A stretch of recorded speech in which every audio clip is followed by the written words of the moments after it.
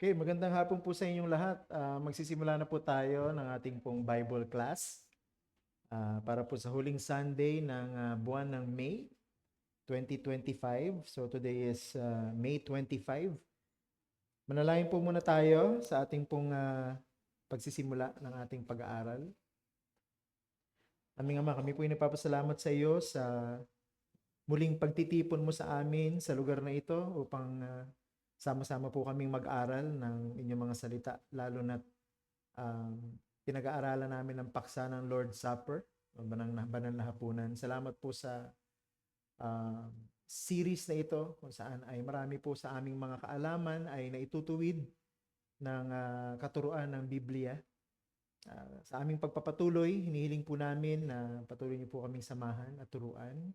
At nawa ang banal na Espiritu ang gumabay sa amin sa lahat ng katotohanan, katulad ng ipinangako ninyo sa inyong salita. At patuloy niyo pong buksan ang aming isip sa maraming katotohanan, maaring sasalungat sa marami naming alam o kaya ay nakasanayan patungkol sa paksa na ito. Pero hayaan niyo po na ang aming pong mga puso at budhi ay masakop ng kapangyarihan at otoridad ng inyong mga salita. Niling po namin na tulungan mo ang iglesyang itong nagpapakilalang isang Reformed Church na patuloy na mag-reform. Kung meron po kaming tradisyon o ginagawa o dili kayo alam na hindi po ayon sa inyong mga salita, baguhin niyo po ang lahat ng ito. Nang sa gayon ay hindi po namin salungatin kung anong ibig ninyo. Dinadalain po namin ang iba naming mga kasamahan na maaring naghahanda papunta po sa lugar na ito o maaring nasa daan na papunta sa lugar na ito. Sila po inyong ingatan at nawawa sila po yung makaabot sa aming pong panahon ng pag-aaral. At gusto po namin na hindi lang kami matuto, hindi lang kami ma-edify, ma-equip, kundi mag-glorify namin kayo sa mga katotohanan ito na aming pong pagbubulay-bulay. Lahat ng ito ay patuloy po naming pinagkakatiwala sa inyo, maging ang kalakasan at karunungan ng tagapagsalita ay pagkakaloob ninyo. Itong aming kahilingan sa pangalan ni Jesus. Amen. Tayo pong lahat ay tumayo. Mawit muna tayo ng isang bagong hymn. Bagay na bagay po ito sa Lord's Supper. No? We receive.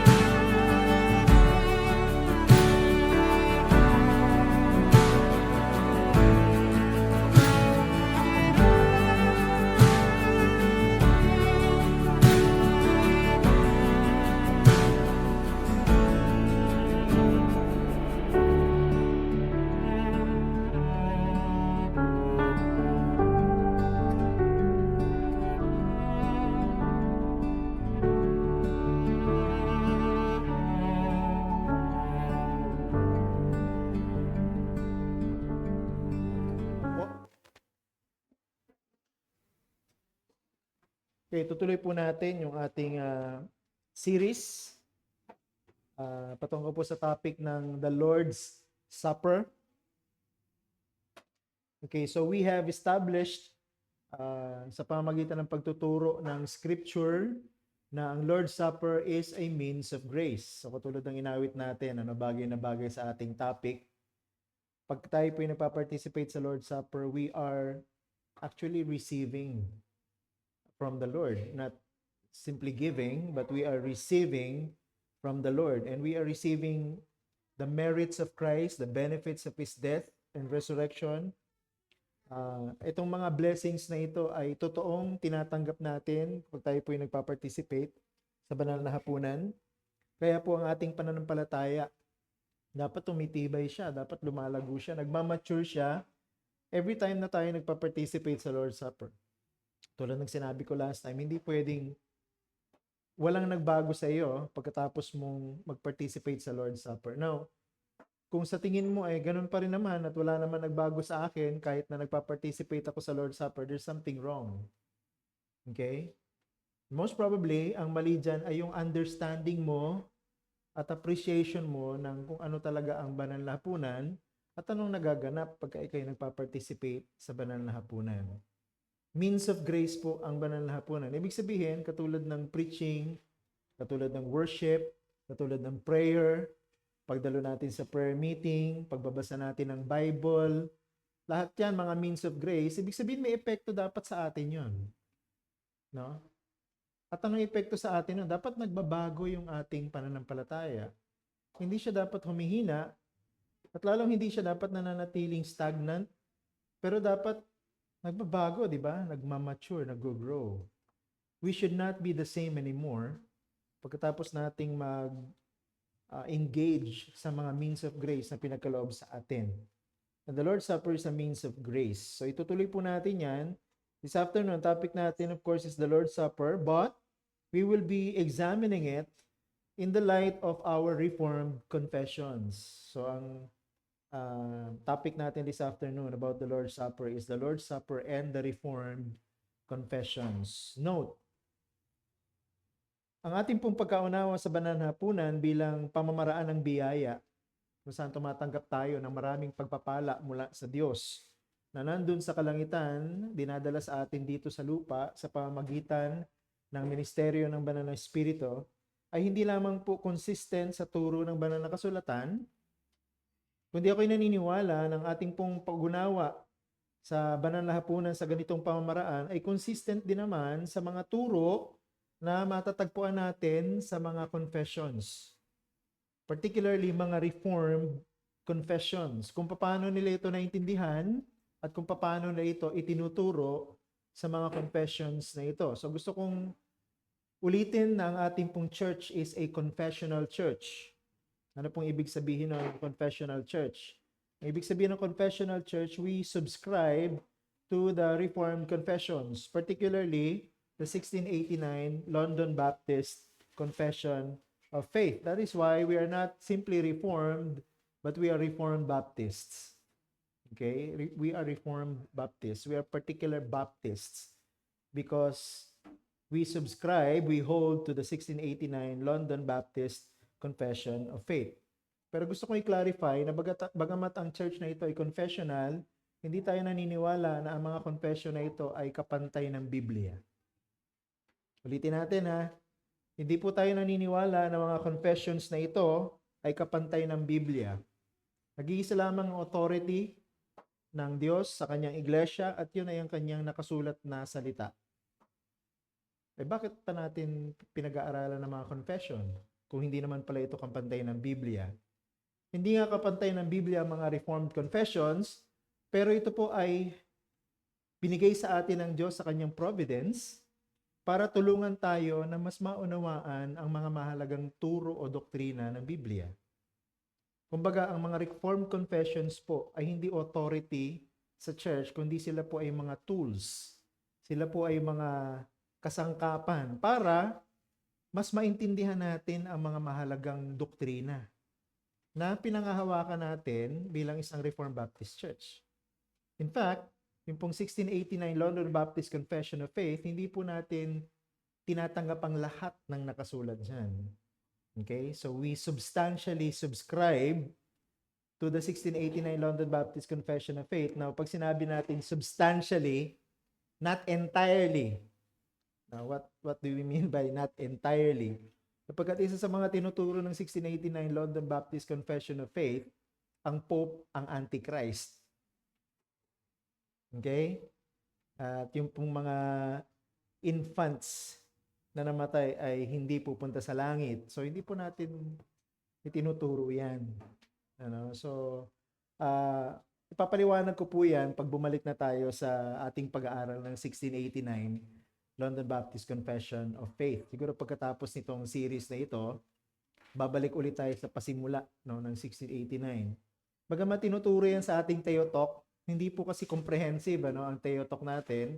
Kasi once a month lang yon, and then tinatalakay na nila doon yung lahat ng may kinalaman sa chapter na naka-assign sa kanila. Pero sa atin, ang gagawin natin sa ating pag-aaral, gagawin natin detalyado. So dadaanan natin ang lahat. So madadaanan natin yung mga hindi natin tinatanggap na laman ng 1689 London Baptist Confession of Faith. However, generally, ay tinatanggap natin ang lahat ng nakasulat niya. Generally, may mga katuruan dyan na talagang napakalinaw. No? At isa sa mga bagay na ma-appreciate natin sa mga confessions, ginawa talaga ng mga framers nito na maging simple at direct to the point ang kanilang pagtuturo. Kasi ang purpose nila ay para gamitin ito ng iglesia sa pagtuturo sa mga miyembro. Okay? Kaya meron po mga tinatawag na catechism o mga paraan ng pagtuturo sa mga iglesia kahit bata na hango sa mga confessions.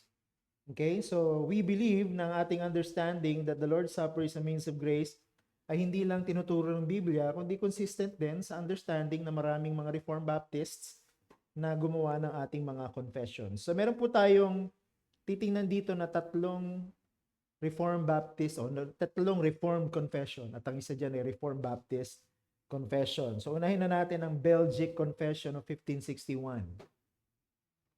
Ang Belgic Confession of 1561. At ito po yung nakasulat sa confession na ito, sa Article 35 of the Holy Supper of our Lord Jesus Christ. Babasahin ko po sa inyo, nakasulat po dyan sa ating screen. I hope you can read it. Siguro pwede nyong picturean, tapos zoom nyo na lang in case masyadong maliit sa ating screen. Sabi diyan, we believe and confess that our Savior Jesus Christ did ordain and institute the sacrament of the Holy Supper to nourish and support those whom He hath already regenerated and incorporated into His family. Jesus Christ nourishes and strengthens the spiritual life of believers when they eat Him. That is to say, when they apply and receive Him by faith in the Spirit. The sacrament of the Holy Supper is for the support of our spiritual life. The Holy Supper is a spiritual table at which Christ communicates Himself with all of His benefits to us and gives us there to enjoy both Himself and the merits of His sufferings and death, nourishing, strengthening, and comforting our poor, comfortless souls by the eating of His flesh, quickening and refreshing them by the drinking of His blood. Kita niyo yung masyadong vivid yung description, pero kinaklarify niya kung ano ibig sabihin ng eating Him or drinking of His blood. So this is not a literal eating and drinking of the blood of Jesus or the body of Christ, but this is a spiritual exercise by faith. Pero gusto ko pong i-highlight dito, i-note natin dito, the Belgic Confession clearly teaches that the Lord's Supper is not memorial only. Ito may mga ginamit niyang salita. Hindi lang siya yung aalalahanin mo yung naging kamatayan at muling pagkabuhay ng ating Panginoon. But there is actual eating and drinking of Jesus Christ. So meron nangyayari pagka tayo po ay nagpa-participate sa Lord's Supper. At dito po sa Belgic Confession, i-highlight ko po yung ilan, kasi may mga pagkakapare-pareho itong mga confessions na ito. But I will not repeat kung ano yung magkakamukha sa kanila. i-highlight ko yung ano yung mga differences sa kanila. So dito po sa Belgic Confession, ang isa sa mga bagay na nakita natin, the Lord's Supper is intended for those who are truly born again. No, sinabi po dyan sa confession, to nourish and support those whom He hath already regenerated and incorporated into His family. Kaya pagka tayo ay may Lord's Supper, lagi nating pinapaalala na hindi po lahat ay pwedeng mag-participate. Kapag ang banal na hapunan ay ibinigay po sa atin ng Panginoon para sa ating pakinabang at sa ating pananampalataya. So kung para sa ating pakinabang at pananampalataya, nangangahulugan lamang na ito'y para sa mga totoong born again. Okay? So yung recipients at yung dapat mag-participate sa Lord's Supper ay mga born again. So it also means that if you are truly a born again Christian, you should participate. Diba? Hindi ka dapat mag-excuse ng sarili mo pagka merong Lord's Supper at sasabihin mo na hindi ako deserving na mag-participate. No. Kaya po, sinabi dyan sa confession na yan, ng Belgic Confession, the Lord intended it for us. No? So, wala pong disqualification sa pagtanggap ng banal na hapunan, maliban na lamang kung yung mananampalataya na yan ay nasa ilalim ng disiplina ng iglesia. Kapagkat siya ay gumawa ng isang kasalanan na maaring nakaapekto o nakasira sa iglesia, pero ibig niyang pagsisihan. So, maaring bahagi ng kanyang disiplina na hindi muna siya mag-participate sa Lord's Supper. Pero otherwise, kung wala namang discipline, dapat mag-participate ang lahat ng Christian sa banal na hapunan. Because this is to nourish and support the faith that we already have. Pangalawa, the purpose of the Lord's Supper is to strengthen spiritual life which is already possessed. So kung ito ay para sa mga totoong mananampalataya, ibig sabihin, these are the people who have been made alive in the Spirit. Binuhay sa pamamagitan ng Espiritu, sa kanilang Espiritu. So ibig sabihin lamang niya, nangangailangan tayo ng nourishment. Kung tayo is spiritually alive, we need to eat spiritual food. We need to be nourished spiritually. Ang analogy niyan, di ba, yung katawan natin na nabubuhay, kailangan nating pakainin, kailangan nating palakasin. So the same goes with our spiritual life. We need to strengthen the life that the Spirit has given us by nourishing it. At ang isa sa mga binigay sa atin is the Lord's Supper. Sabi sa confession, nourishes and strengthens the spiritual life of believers when they eat Him. That is to say, when they apply and receive Him by faith in the Spirit. So, di ba, consistent sa pinag-aralan natin last time na tinatanggap natin lahat ng benefits from Christ in heaven here on earth sa pamamagitan ng mediation ng Holy Spirit. At ang effect niyan sa ating pananampalataya.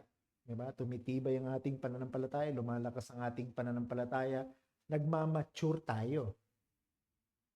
Kaya sabi ko, di ba, we should not be the same anymore every time we participate in the Lord's Supper. Actually, hindi lang sa Lord's Supper, sa lahat ng means of grace, every Sunday, every Lord's Day, ang daming means of grace na tayong tinatanggap.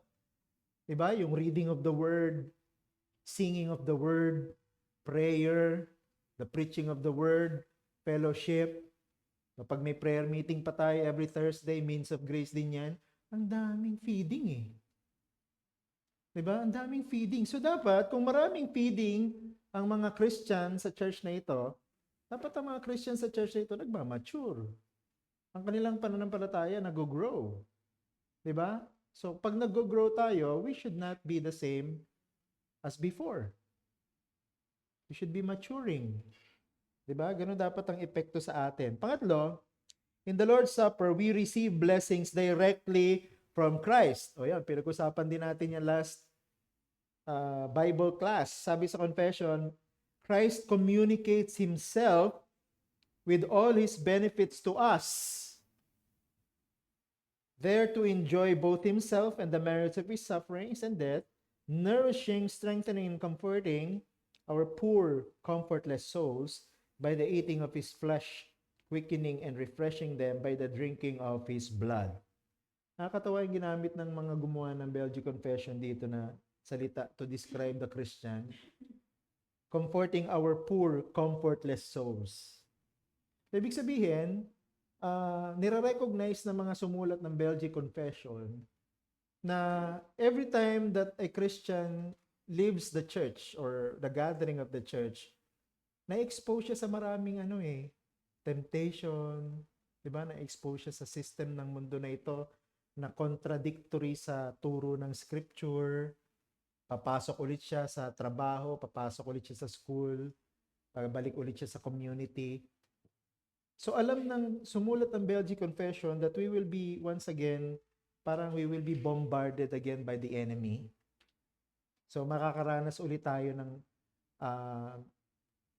pagiging comfortless sa gitna ng mundo na ito ng makasalanan. Ganun dapat ang epekto sa Christian ng mundo na to, no? Hindi tayo dapat lumalakas kasi nasa mundo tayo na ito, no, na balot ng sistema ng kasamaan. Dapat ang epekto sa atin yan, nalulungkot tayo. 'Di ba? Dito ang ginamit ng salita, we feel comfortless. Pero every time naman na magagather ulit yung church, ayan, by eating of His flesh, 'di ba, naku-quicken, nare-refresh yung ating mga kaluluwa. Ganun dapat ang epekto ng church sa atin. 'Di ba? Kaya dapat gusto natin laging Lord's Day. Kasi bakit? Lagi tayong nare-recharge eh. Lagi tayong nare-refresh pagka magkakasama ang church. No? Pag ang epekto sa iyo ng church ay na-stress ka, o kaya ay nadi-disappoint ka, o kaya nadi-discourage ka, there's something wrong. Maaaring may problema yung church o may problema ka. No? Pero kung ang iglesia na yon ay talagang sumusunod sa pamantayan ng Biblia, dapat ang epekto sa isang Kristiyano na dumadalo doon, dapat lumalakas siya, nare-recharge siya. No? At ayaw niya nang umuwi, ayaw niya nang umalis kasi pag umalis siya, alam niya na babalik ulit siya sa mundo na balot ng kasamaan, no? Na kung saan ang diablo ang naghahari, no? Sa pamamagitan ng baluktot na sistema ng mundo na ito sa kasalanan. Diba? Malulungkot siya eh. Gusto niya babalik ako sa church kasi nare-refresh ako. We receive blessings from Christ every time that we are together. Every time that we gather as a church. So, ang point natin dito, under our consideration of the Belgic Confession, the Lord's Supper is not a converting ordinance but a sanctifying one. So, hindi po nakapagliligtas ang Lord's Supper.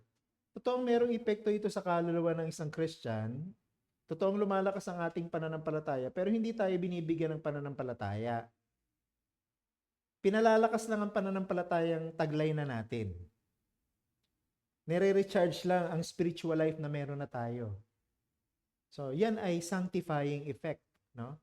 Pinababanal tayo, pinatitibay tayo, pinalalim tayo sa ating pananampalataya. Imagine, if you continue to eat of Christ and to drink of His blood, you are, kumbaga, we are receiving all the merits of Christ in heaven every time we participate in the means of grace, including the Lord's Supper. Diba? Kung yung isang sanggol na laging pinapakain ng kanyang ina, di ba? Walang tigil sa pagpapakain, nakikita mo yung epekto, bumibigat siya, lumulobo yung pisngi niya, tumataba, sumisikip ang mga damit niya. Dapat ganun din ang epekto sa mga Christian. Di ba? Kapag lagi tayong pinapakain ng ating Ama sa pamamagitan ng lahat ng merit ni Jesus, dapat lumalakas tayo, lumalago tayo, nagiging healthy tayo bilang Christian. Di ba? Kaya dapat paglabas natin sa mundo, we are strong. Hindi yung pag lumalabas ka ng church, lalo kang mahina. Ayoko na nga bumalik dito sa church na ito. Pagka ganon, may problema. Again, it's either the problem is in the church or in yourself. But never with God.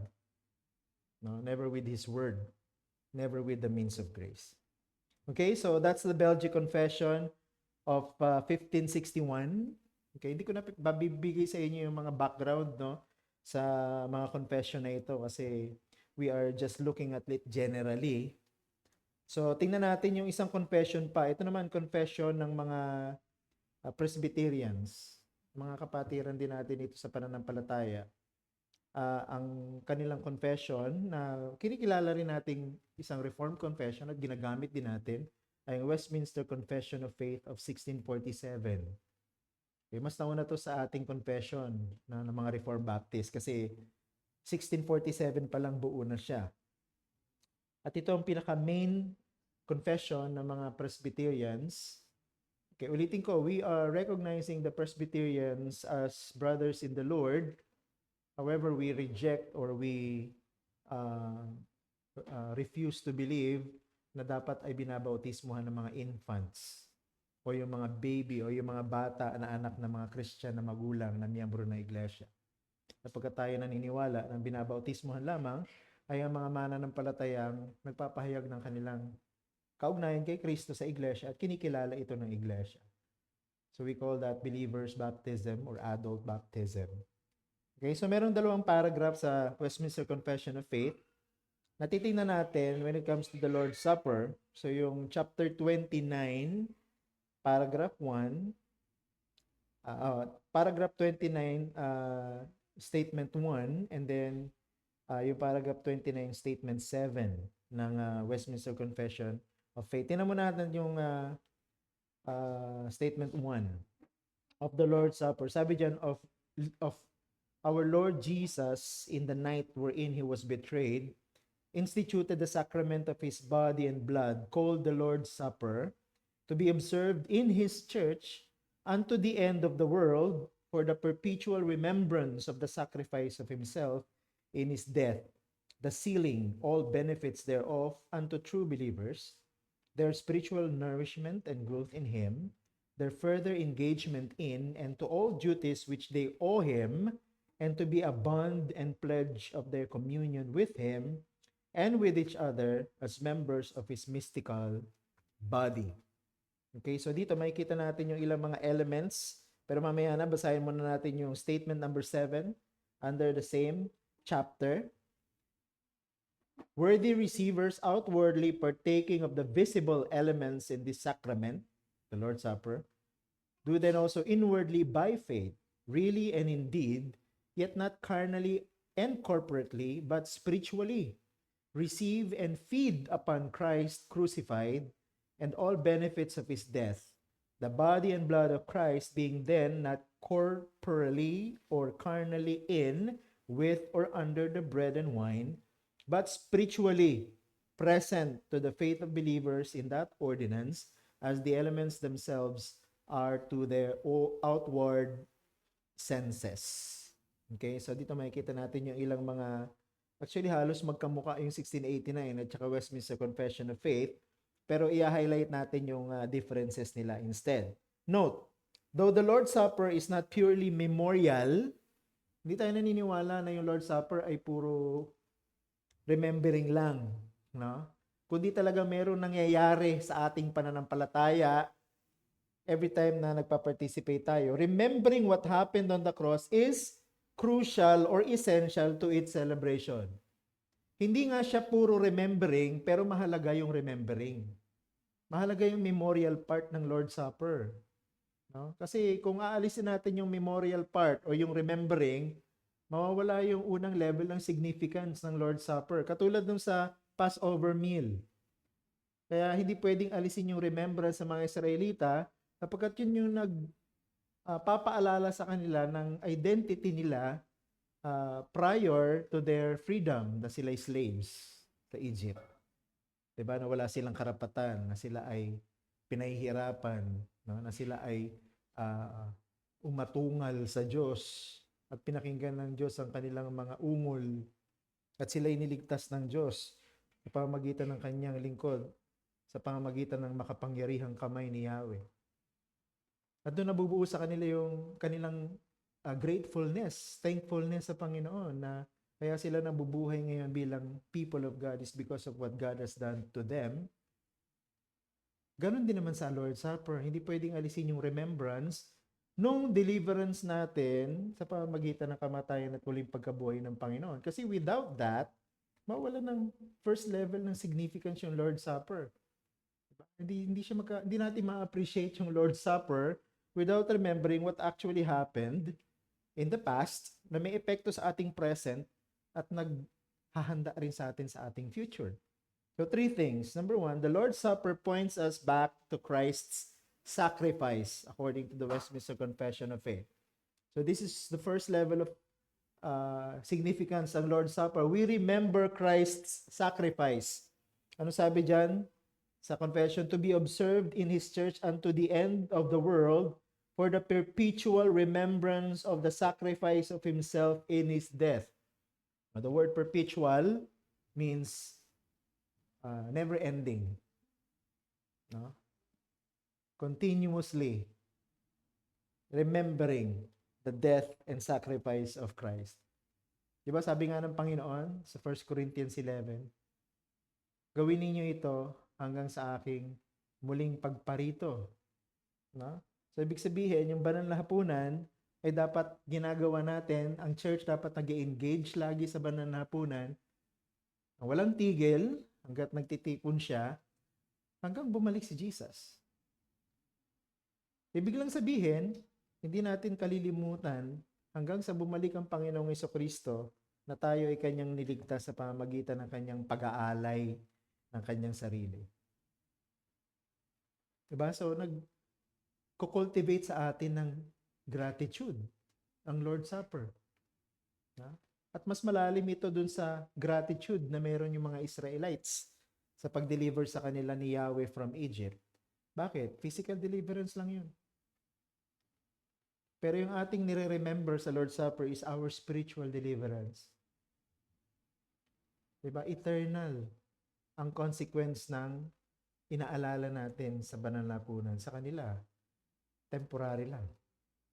Diba? There was a point in their history na nawala nga yung Israel sa kanyang sariling lupain because of their covenant disobedience. Pangalawa, the Lord's Supper points us to the present, reminding us of our duties to Christ and to His church. Ito mahalagang element. No? Sa ating palang pagpa-participate sa Lord's Supper, we are being reminded as well, so remembering again ito, ng ating mga katungkulan kay Kristo at sa kanyang iglesia. Anong sabi sa confession? Their further engagement in and to all duties which they owe Him, and to be a bond and pledge of their communion with Him and with each other as members of His mystical body. Kaya sa Lord's Supper natin, hindi natin nilalagpasan yung pagbabasa ng covenant. Diba? Every time na meron tayong Lord's Supper, we read the covenant. Bakit? Kasi we are reminding ourselves of our duties. Hindi lang sa Diyos, kundi sa isa't isa bilang magkakasama sa iglesia.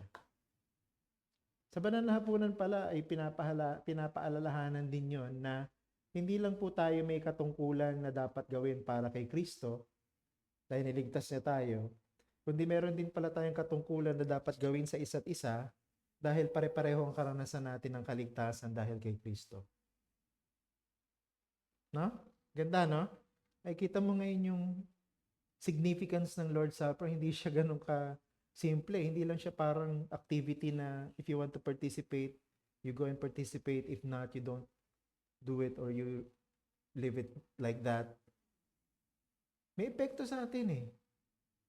Diba? Kung talagang miyembro ka ng katawan ni Jesus, pinapaalala dito na may katungkulan tayo kay Kristo at sa iglesia na kanyang iniligtas. Number 3, we must realize that the Lord Jesus is spiritually present during the Lord's Supper. Ay wala si Kristo sa mundo. So how can He be present with the church on earth every time they gather? Eh maraming local churches. Diba? We are member of just one universal church. Si Jesus ang head. Okay? So composed ito ng lahat ng Christian, lahat ng lahi, wika, kulay, kultura, lahat ng lugar, maging sa lahat ng panahon. Basta totoong born again ka, you are a member of the universal church. There's no question about it. It's just one church. Pero alam natin itong universal church, meron siyang manifestation sa mundo sa pamamagitan ng local churches. So yung mga local churches na yon ay nagre-represent ng Universal Church. So kung si Christ yung head ng Universal Church, si Christ din ang head ng local church. But this local church, sabi niya, sinasamahan din ni Jesus every time na nag-gather sila sa Lord's Supper. Paano mangyayari yun? Eh, nandun si Kristo sa langit. Ano sabi ng confession? The body and blood of Christ being then not corporally or carnally in with or under the bread and wine, but spiritually present to the faith of believers in that ordinance, as the elements themselves are to their own or outwards senses. Ibig sabihin, totoo at literal at pisikal na dapat may epekto sa atin ang presensya ng Panginoong Jesucristo. Physical, hindi ibig sabihin nandyan siya, kasama natin siya, na kumakain at umiinom. Kundi physical, ibig sabihin sa ating buong pagkatao, but through spiritual means. Kaya pinag-aralan natin last time, di ba, na importante ang papel ng Holy Spirit at prayer sa banal na hapunan. But spiritually present to the faith of believers in that ordinance. So when we say spiritually, hindi lang siya yung walang body, but spirit, kundi through the Holy Spirit. Okay, the Holy Spirit mediates Christ to us. Kumbaga, there's no difference at all kung ang banal na Espiritu ang siyang nagdadala ng presensya ni Jesus sa ating kalagitnaan. Because what's really important is what is the effect of the presence of Christ dun sa church. Dapat nasa-sanctify siya. Dapat na strengthen siya. Dapat nagmamature siya. Diba? Parang ano yun eh. Parang kang halaman na nai-expose sa sunlight. Diba? So the more you are being exposed to the sunlight, the more you are producing what? Ano ba yung kulay green sa halaman? Sa photosynthesis, di ba? Nagpo-produce siya ng food, di ba? Yung nutrients ay na de-deliver sa lahat ng part ng plants. So kailangan ng plants ng sunlight, di ba? Chlorophyll ba tawag nun? Ano? So ibig sabihin as the plant is being exposed to the sunlight, ano siya eh, nag-grow siya eh. Di ba? Nagmamature siya eh. Dapat ganun din yung Christian, ganun din yung church. Kasi kasama natin si Jesus Christ through the mediation of the Holy Spirit. Ang point natin dito, for the Westminster Confession of Faith, by participating in the Lord's Supper, we do not just receive by faith, but we also exercise our faith. So hindi lang natin tinatanggap ang lahat ng benefits ni Christ, lahat ng merit ni Christ, justification, sanctification, adoption, forgiveness of sins, holiness, and whatsoever, lahat na ng blessings tinatanggap natin, but we are also exercising our faith. Diba? Hindi lang tumatanggap yung faith, ina-exercise mo pa yung faith. So, doble agad yung effect. Kaya, imposible talaga na ang isang Christian na nag-engage sa means of grace na ito ng Lord's Supper, hindi magbago ang buhay. Kaya lang, ito yun ang problema. Maraming churches, hindi nila binibigyan ng malino na pagtuturo yung banal na hapunan. Basta na lamang, okay, gagawin natin yung banal na hapunan as part of our program sa worship service pag first Sunday of the month. Wala na, ganun lang. No? Hindi pinapaliwanag ano yung epekto niyan. Bakit ginagawa yan? Bakit mahalaga yan sa church? Ganito pala siya kalalim. Ganito pala siya kahalaga. So kung ikaw, Kristiyano ka, sasabihin mo pa ba ayaw mo mag-participate sa Lord's Supper? Hindi na kasi maraming mawawala sa akin pag hindi ako nag-participate. Diba? Pag hindi ko ginawang mag-participate, hindi ko pala ina-exercise din yung aking faith. Para kang bata na ayaw maglakad. Gusto na lang laging gumapang. Diba? Dapat kung mananampalataya tayo, dapat hindi lang tayo gumagapang. Dapat lumalakad tayo. Tumatakbo tayo. Diba? Natututo tayo na mag-mature bilang mananampalataya. And then lastly, ito yung ating confession. The Second London Confession of Faith of 1677 or 1689. Okay, so meron din po itong dalawang paragraph. Sa chapter 30, paragraph 1, and then sa chapter 30, paragraph 7. Almost identical yung Westminster Confession of Faith and the 1689 London Baptist Confession of Faith when it comes to their teaching on the Lord's Supper. Pero gusto ko rin ipakita sa inyo na meron pa ring mga nuances. Ibig sabihin, kahit na halos kinopya ng 1689 London Baptist Confession of Faith ang Westminster Confession, meron pa ring mga ginawang adjustments ang mga framers ng 1689 para mas maging malinaw siya para sa mga particular Baptists ng panahon nila.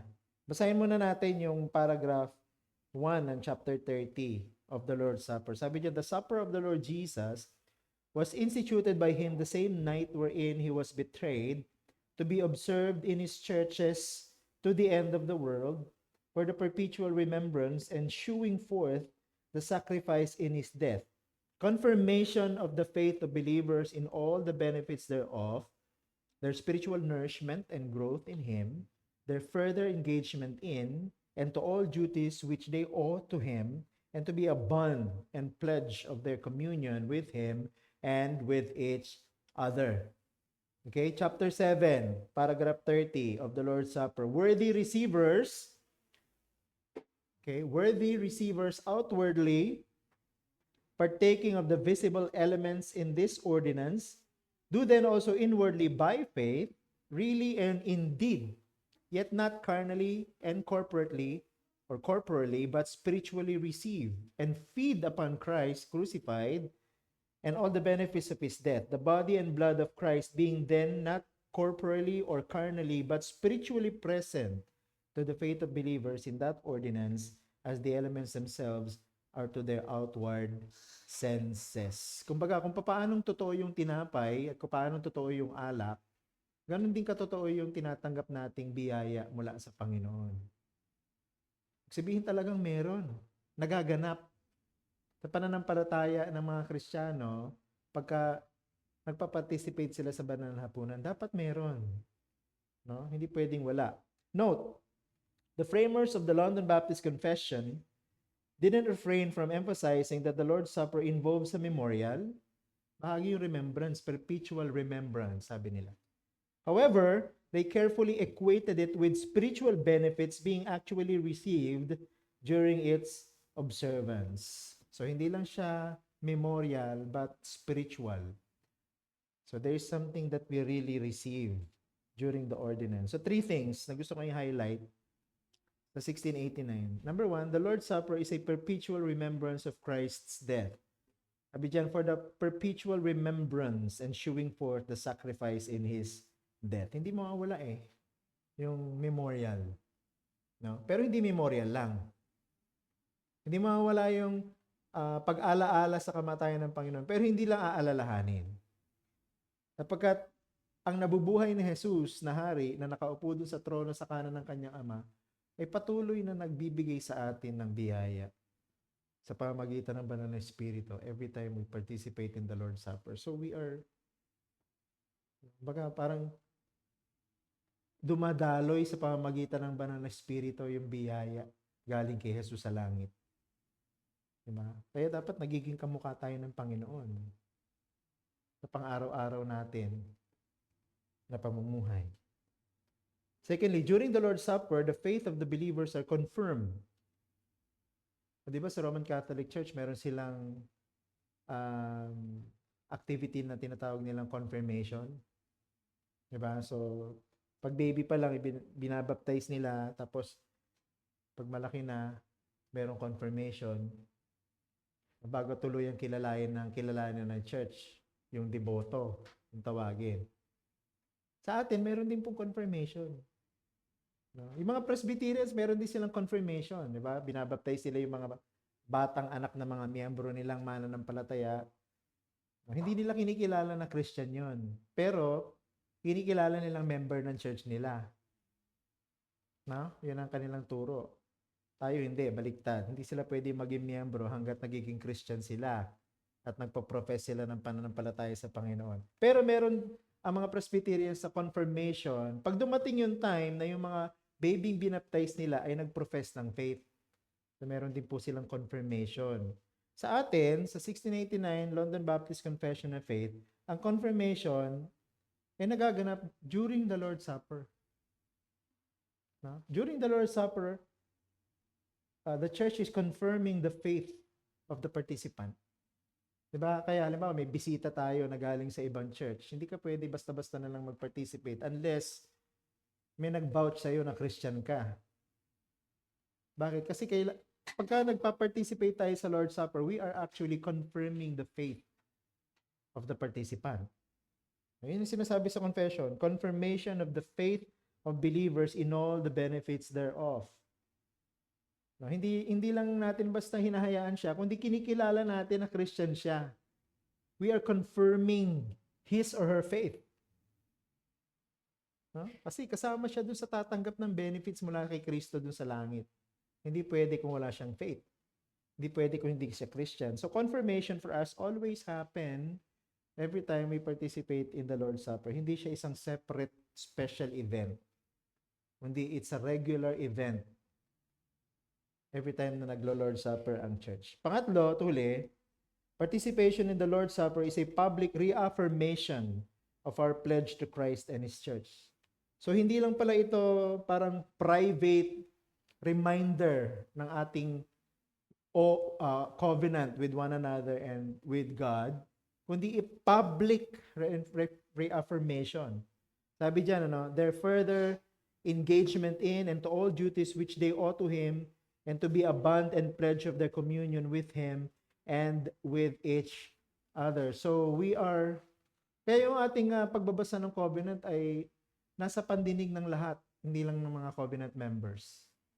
Diba? Lahat, kahit yung hindi pa covenant members, we are letting them read the covenant that we read. Kasi gusto nating i-reaffirm publicly sa lahat ng tao na nandito, na tayo ay mayroong pananagutan sa Diyos at mayroon tayong pananagutan sa church.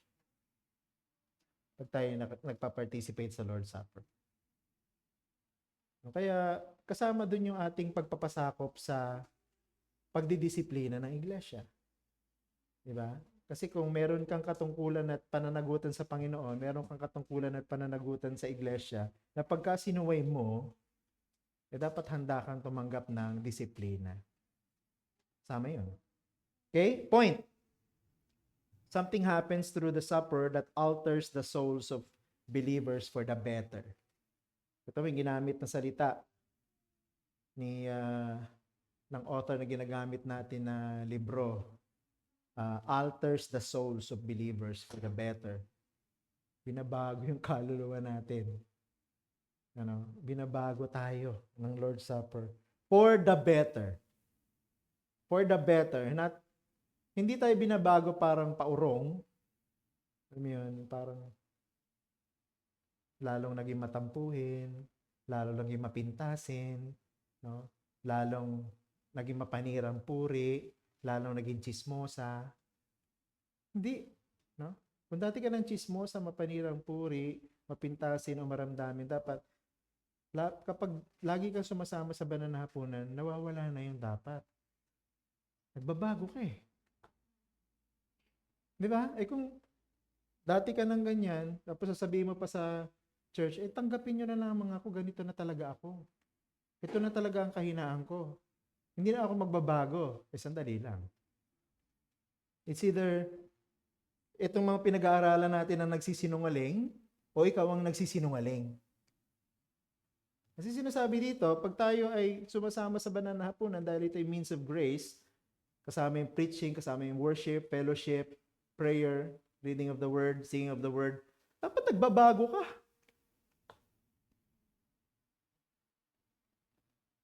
Kaya, di ba, pinag-aralan natin kauna-unahan sa ating Bible class, ang church growth hindi yung pagdami ng bilang. Ang church growth yung paghusay ng ating pananampalataya, pag-develop ng ating pananampalataya. Yung ating relationship sa Panginoon, yun ang dapat nag-grow. Ang church growth, hindi yung dami ng bilang. Ang church growth, yung pagmamature ng Christian. Kasi habang nagmamature yung Christian, nagmamature din yung church. Pag nagmamature yung church, hindi pwedeng hindi dagdagan ng Panginoon ng kanyang bilang. Bakit? Kasi kasama sa kanyang pagmamature, magsishare siya ng gospel. Hindi lang sa pamamagitan ng salita, kundi sa pamamagitan din ng kanyang testimony. Nakita niyo? Diba? Ganon. Then conclusion, the confessions cited above are one and the same in terms of advocating the Lord's Supper as a means of grace. So kaya natin ito pinag-aralan, the Lord's Supper and the Reformed Confessions, kasi gusto lang natin pakita na kahit yung mga mananampalataya ng unang panahon pa,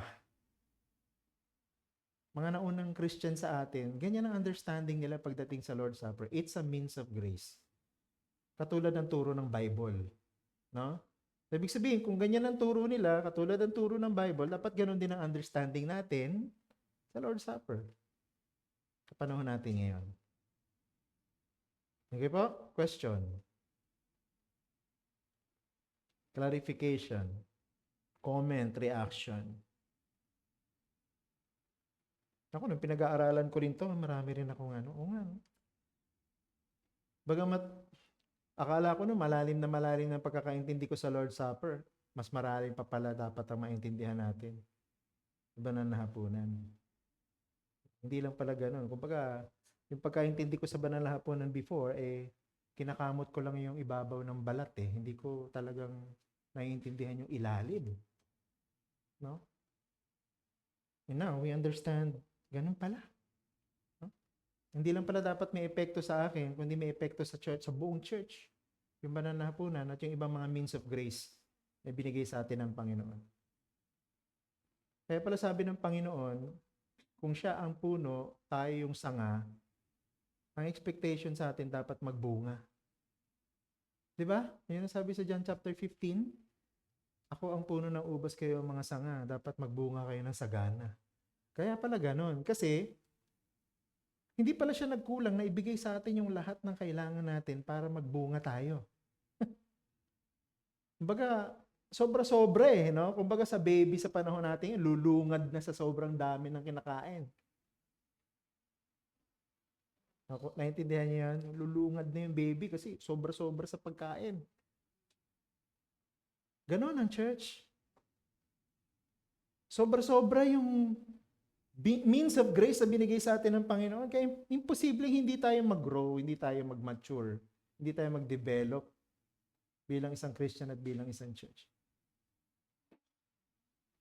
Kaya nakakapangilabot yung magiging sitwasyon ng maraming iglesia sa harapan ng hukuman ni Jesus sa huling araw. Maraming nagpapakilalang iglesia pero hindi lumalago.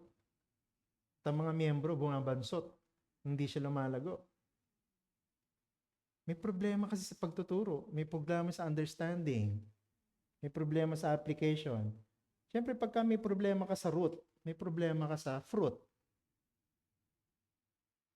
At sabi ng Panginoon, naharap tayo sa kanyang hukuman at magsusulit tayo sa lahat ng ating ginawa sa laman. Ako pagka binabalikin ko lagi yon, nangingilabot ako eh.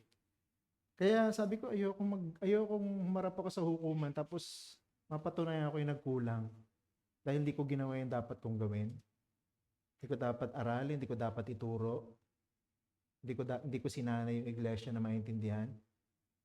Ayoko pong umabot sa ganon. No? Kaya aaralin natin lahat, no? Na dapat nating aralin ay tinuturo ng Biblia. Hindi tayo maubusan ng dapat aralin. No? May tanong po kayo? Tiggerly.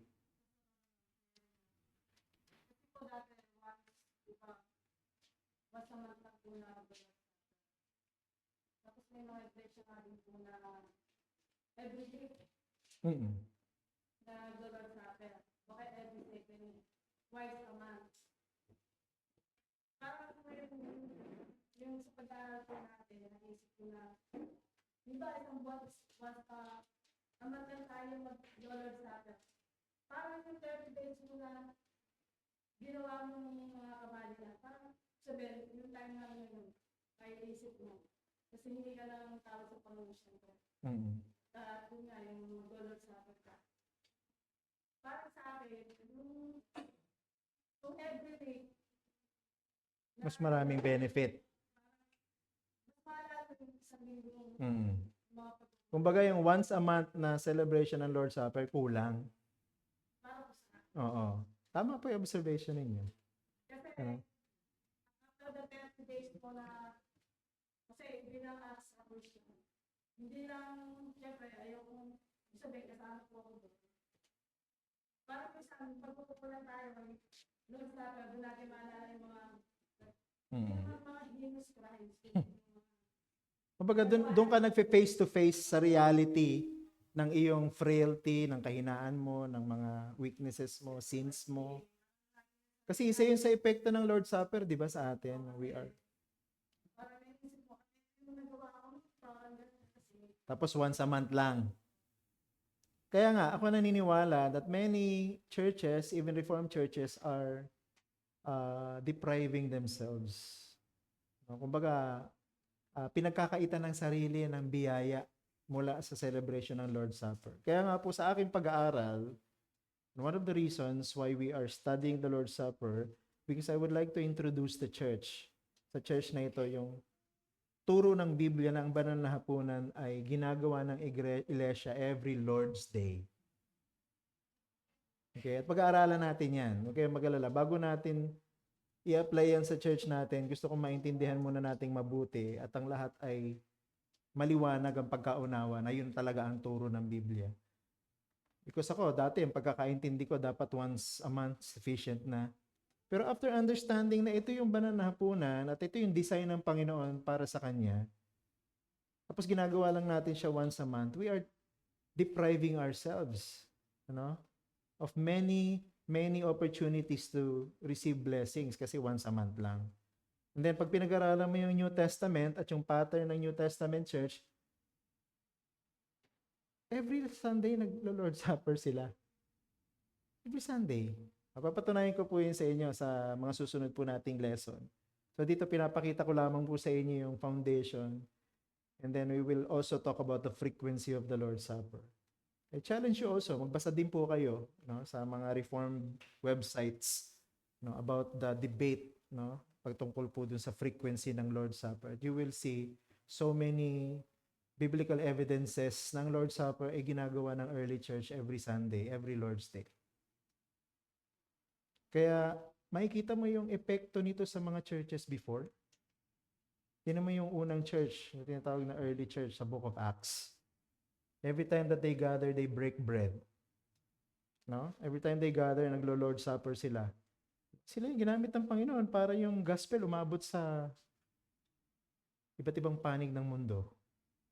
It was also this church nang ginamit ng Panginoon to develop the apostles. And the last of them was the Apostle Paul. Yung ginamit ng Panginoon to become the apostle to the Gentiles. Si Apostle Paul pala yung apostle sa atin, mga Gentiles. At ang isa sa mga ginamit niya para i-develop ang apostle na ito, mag-mature yung kanyang pananampalataya, was the church at Jerusalem. No? So pag-aaralan natin yan, okay, mag-alala. Question pa?